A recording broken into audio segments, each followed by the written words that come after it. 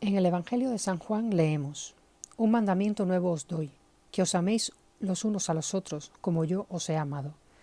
En esto conocerán todos que sois mis discípulos, si tuviereis amor los unos por los otros. Le dijo Simón Pedro: Señor, ¿a dónde vas? Jesús le respondió: A donde yo voy no me puedes seguir ahora, mas me seguirás después.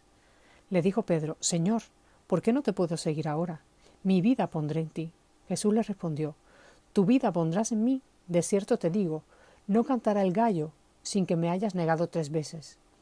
En el artículo, Mora Mariela Pérez Rosas nos dice que este pasaje es uno de los más tristes en el Brit Hadashah, el nuevo pacto, la negación de Pedro. Pero también este pasaje es el peor interpretado por el desconocimiento que tenemos de la cultura y las raíces hebreas. Sabemos quiénes son los sacerdotes y los saduceos, pero pocos conocemos sobre los oficiales del templo.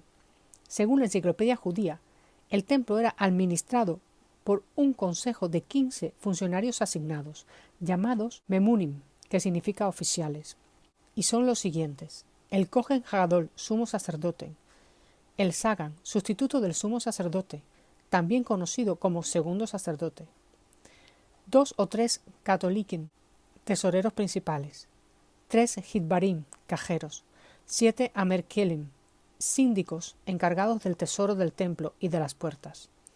Estos memunim constituían lo que se conoce como el Consejo del Templo, que regulaba todo lo relacionado con los asuntos y servicios del santuario.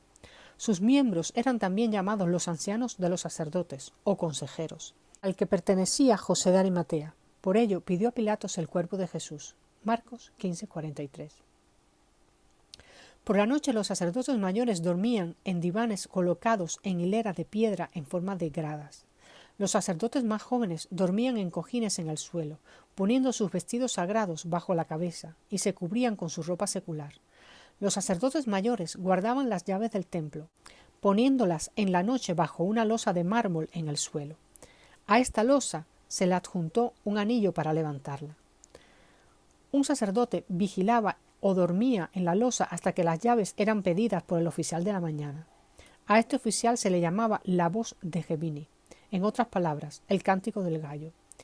Este oficial era el encargado de abrir las puertas del templo antes de la madrugada y gritar 3 veces con una voz muy fuerte: Todos los levitas a sus estaciones, todos los israelitas vengan a adorar. Luego repetía otra vez las 2 frases. Así es que no se trataba de ningún gallo, sino del oficial encargado de abrir las puertas del Beit HaMikdash, el templo de Jerusalén. La verdad es que el gallo es más importante dentro del inconsciente colectivo de lo que parece. Un gallo muy antiguo es Abraxas. La palabra Abraxas, cuyo significado y etimología son desconocidos. Las 7 letras que los componen suman un total de 365, como los días del año. También se dice que Abraxas es la copia de las palabras Abhimanim, el hijo mayor de Brahma, y Brahma, combinados. Padre e hijo sin madre, más o menos como estos. Los basilidianos, una secta gnóstica del segundo siglo, le consideraban el jefe o el gran arcón, de 365 genios. Su símbolo es el círculo partido a la mitad en forma diagonal, alegorizando la unión hombre-mujer, aunque yo veo algo completo o redondo que se corta por la mitad. También se lo representa con una balanza nivelada con 2 cabezas de águila. La primera iconografía del águila bicéfala la encontramos en la aldea turca de Bogaçkei, donde estaba Atusa, la capital del imperio hitita, y se ha datado como perteneciente al siglo XIII a.C. En esta iconografía aparece el águila con alas extendidas sosteniendo a 2 liebres en sus garras. Otro lugar donde se encontró y donde también se cree que es la representación más antigua de este símbolo es en la antigua Lagash, que era como se conocía la ciudad de Babilonia o Babel, de origen sumerio. Observamos que el águila tiene a lo que parecen 2 cabras cogidas por las patas traseras, similar a la imagen de Harpócrates, del que hablaremos después. Es llamativo que al lado derecho hay una cruz llamada cátedra, simbolizando lo masculino, y a la izquierda 3 rombos simbolizando lo femenino, recordándonos a las 3 gracias o las moiras. El águila bicéfala es asimismo el emblema del grado 33 del rito escocés antiguo y aceptado en la francmasonería. Algunos demonólogos suelen citar a Abraxas como un demonio con la cabeza de un rey o de un gallo, con grueso vientre, pies de serpiente y cola raquítica, que lleva un látigo. El término etrusco céltico abracax define la conjunción del bien y el mal en la unión de los elementos. Los druidas lo solían llamar apraxia, que significa la unión de los mundos. Los persas lo llamaban el anguípedo. Según Leigh-Gan, en su libro La Gnose, Abraxas se identifica con Mitra. Dice que es el mediador entre la humanidad y el único Dios, el Sol invencible, que se veneró en la antigüedad por los siglos III y IV. Este Abraxas Mitra, en su origen persa, es el mediador entre Ahura Mazda y Ahriman, es decir, entre el bien y el mal. La clave de Abraxas se encuentra en la doble cola de la serpiente que tiene por patas este gallo solar. Una es la serpiente ascendente, la de la derecha, que también es la serpiente de cobre de Moisés. La otra es la serpiente descendiente, la de la izquierda, que baja hasta los propios infiernos atómicos del hombre, para la satisfacción animal. Todo el trabajo de la gran obra consiste en desprenderse de los anillos encantados de la serpiente seductora, domarla, vencerla, ponerla en pie sobre la cabeza y levantarla por el canal medular, para abrir las 7 iglesias o chakras, a saber para quién. Antes de que el hombre hubiera salido del Edén, las 2 serpientes estaban levantadas sobre la vara, como en los ángeles, que tienen sus 2 polos, masculino y femenino, de su fuerza sexual, fluyendo hacia arriba, hacia la cabeza. Esta es la idea de los gnósticos. Según ellos, Abraxas es la cúpula sagrada, el amor y su homicidio, el santo y su traidor, la más clara luz del día y la más profunda noche del absurdo. Verle significa ceguera, conocerle significa enfermedad, rezarle significa muerte, temerle significa sabiduría, no oponerse a él significa salvación. Este conocimiento es toda una doctrina de adoración a la dualidad, creada por el demiurgo.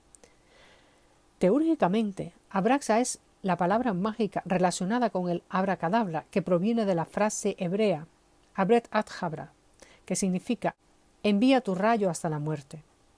Según los demonólogos, se manifiesta de distintas formas, inscripciones en el suelo, paredes, puertas y hasta en el cuerpo de quien lo invoca por ayuda, generalmente con símbolos o dibujos. Según Hermann Hesse, en su obra Demian, Abraxas es un dios que une simbólicamente lo divino con lo infernal, lo bueno con lo malo, la vida con la muerte, ese fuego filosofal que une al hombre con la mujer. Bueno, con este final no estoy de acuerdo, pues como bien dijo Credo Mutua, el humano tenía ambos sexos, y los chitauris nos metieron en 2 cuevas con luces. De la verde salimos siendo hombres, y de la roja salimos siendo mujeres. De cualquier modo, quien venera a Abraxas no distingue entre el bien y el mal. Siguiendo con Hermann Hesse, Abraxa es la unión sagrada, es la ambigüedad de la existencia.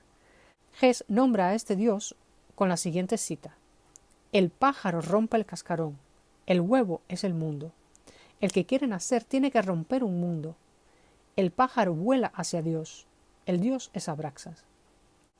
En Egipto a Abraxas se le llamó Harpohart o Harpajaret, nombre del dios Horus en Alejandría.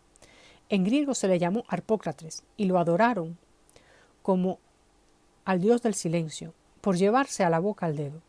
Los masones también tienen un mudra similar llamado Royal Master, que según la enciclopedia de Arthur Edward Bate, es el grado 17 del rito escocés, y se libran de la contradicción ofrecida por el 3 veces ilustre maestro de la época del rey Salomón. Según Bate, al leer profundamente el Apocalipsis, se salvan los masones de la continua confusión intelectual sobre un sucesor del maestro constructor que le asiste para abrir el consejos, mientras otro oficial personifica al maestro en otro punto de recepción. Como en todos los rituales masónicos, la palabrería no nos permite entender exactamente en qué consiste el planteamiento. Según yo lo veo, ellos han llegado a un punto donde saben que el sistema no tiene ningún sentido, pero ya no pueden solucionarlo. Así que se quedan callados con el dedo en la boca. He pasado por el Parque del Retiro y me topé con esta exposición de Jaume Plensa, Invisibles. Se trata de 3 cabezas femeninas, cuyos nombres son Laura, Ana y Rui. Están hechas con hierro y acero, y son visibles e invisibles según el propio autor. Como se puede apreciar, tienen el dedo índice sobre la mano derecha, al lado de la boca. Son evidentemente gigantes y están en el Palacio de Cristal de Retiro. Los espacios entre dimensiones son cristales. Y cristalizar significa materializar. Para mayor información les remito a mi vídeo anterior sobre las Tres Marías. Buscando información sobre Abraxas, encontré un artículo sobre la salud de Steve Jobs, de la CBS, y no comprendo cómo es posible que aparezca un angelito con el gesto de Royal Master. En esta representación del Harpócrates del período ptolemaico 660 al 30 a.C., vemos que Horus tiene en su mano derecha lo que parece un órice, un antílope gigante que había en el antiguo Egipto, y lo tiene cogido por los cuernos. En la mano izquierda tiene a un león en posición opuesta al órice, cogido por el rabo y mirando al suelo, pero en ambas manos sostiene un escorpión. Esta imagen nos recuerda al dios cernudo por la postura, pero las diferencias son evidentes. El dios solar está desnudo y mostrando su pene y pecho de mujer, siendo protegido por Beset, o su contraparte femenina, la diosa Bes, defensores de todo lo bueno y relacionados con el placer sexual. Cernudo ya deja de tener aspecto humano y exhibe grandes astas. Los animales ya no están cogidos por las malas, sino que están a gusto cerca del dios. La evolución ya ha tenido lugar. Otra representación que se podría considerar similar es la Puerta del Sol en Tiahuanaco, pero al observar de cerca las evidencias, se resalta el personaje de los báculos, que tiene en ambas manos cóndores que miran cara a cara a los felinos, que desde los extremos de la pirámide alzan la mirada. Recuerdo que el león de Harpócrates en el período ptolemaico miraba hacia abajo. El báculo de la derecha de la parte superior tiene dos cabezas de cóndor, el de la izquierda un pequeño cóndor que desciende en forma de serpiente. ¿En qué momento el cóndor se convirtió en gallo? No lo sé, pero es obvio que Abraxas es una burda imitación. Observando la pirámide en la que descansa el personaje central, los felinos guardan en su interior una especie de embrión. Encontré esta iconografía de Abraxas muy similar a la de Baphomet. Volviendo al significado del escorpión, que en ambas manos presenta al Harpócrates, la más antigua historia del escorpión la encontramos en Mesopotamia, en los mitos acadios. La gran diosa de Babilonia, Tiamat, creó a los hombres escorpión para luchar contra otros dioses después de que el dios Epsu la traicionara. Hace 300 millones de años, el escorpión poseía las mismas características. Existen 1500 especies de escorpiones en el mundo, y solo una veintena son mortales para el hombre. Según la leyenda, Orión se sacó los ojos en un arrebato de celos. Un día pisó un escorpión que le picó con su aguijón, provocando su muerte. Los dioses colocaron a Orión y al escorpión en los cielos, en extremos opuestos de la bóveda celeste, de forma que cuando el escorpión sale por el horizonte, Orión se oculta, huyendo del animal que causó su muerte. Para los aztecas, el escorpión era el señor de los infiernos. Lo representaban por el fuego, ya que su picadura era como una quemadura.